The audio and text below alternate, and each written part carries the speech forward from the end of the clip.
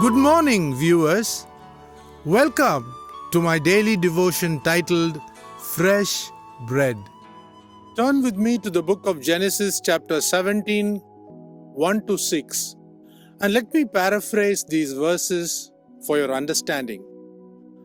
In this chapter, we find God changing the name of Abram, which means exalted father, to Abraham, which means father of a multitude, because God was adding people to his fatherhood.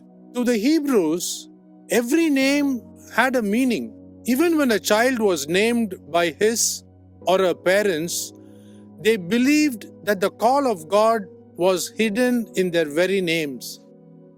Jacob's name was changed to Israel in Genesis chapter 32, verses 24 to 30, because God changed Jacob's character. We therefore find in the Old Testament that names conveyed something about the person's character. Likewise, each name of God tells us an aspect of his attributes. Let me take you to Proverbs chapter 18, verse 10, where the wise man says that the name of the Lord is a strong tower, and the righteous run into it and is safe. Is the Lord your great tower? Is his name your strong fortress at a time of weariness or distress?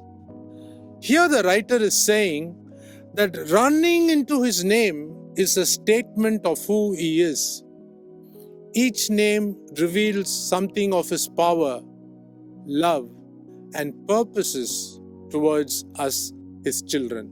No wonder the psalmist in Psalm 20 verse 7 records that some boast of chariots and some of horses, but we boast of the name of the Lord our God. And because of this, verse 8 says, "But we will rise and stand upright." As we grow confident in God's character, we can rise in faith and stand upright to see God act.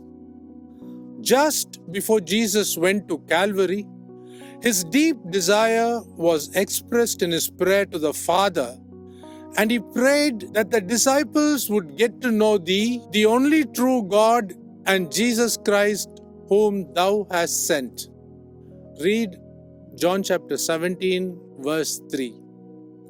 Knowing God means everything. It is the difference between victory and defeat, rest and unrest, overflowing life and barren emptiness, deliverance and bondage, and finally, heaven and hell.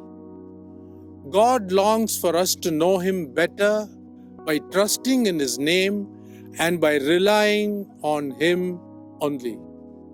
Read Isaiah chapter 50, verse 10. Think about God's various names that suggest a covenant relationship.